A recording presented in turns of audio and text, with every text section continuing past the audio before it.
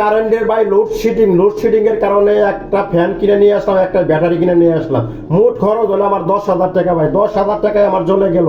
এখন বলে জ্বালানি মন্ত্রী বলতেছে যে, বিদ্যুৎ মন্ত্রী বলতেছে সামনের সপ্তাহ থেকে বলে এখন আর লোডশেডিং অত আর হবে না ভাই। আরে ভাই টাকাটা আমার জ্বলে গেল না তাহলে ভাই, টাকা তো একবার জ্বলে গেল গা প্রিয় ভাই, কি আর বলবো ভাই। গরিব মানুষের টাকা ভাই, দেখেন ঘুম পাড়া হয় না, তারপরও ভাই 10,000 টাকা খরচ করে ভাই ব্যাটারি আর চার্জার ফ্যান নিয়ে আসলাম ভাই। কি করবো ভাই, এখন তো বলতে সামনের সপ্তাহ থেকে লোডশেডিং বলে কমে যাবে ভাই, কি আর বলবো ভাই। যা কপালে যা আছে খেতার বালিশ, আল্লাহ যা আছে যা লেখছে কপালে ভাই তাই হবে।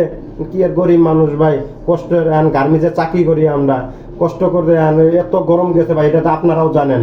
সামনে বলে প্রচুর পরিমাণ গরম গেছে ভাই, এই গরমের মধ্যে বলে ভাই কুলাতে পারি নাই ভাই। তারপরে আর কি করবো, 10,000 টাকা খরচ করে ব্যাটারি একটা কিনে নিয়ে আসছি, ব্যাটারির সাথে ক্লিপ সিস্টেম আপনি একটা ফ্যানও কিনে নিয়ে আসছি ভাই। নিয়ে এখন দেখা যায় বর্তমানে শুনতে আসছি কলে এখন লোডশেডিং একটু কমাই দিবে।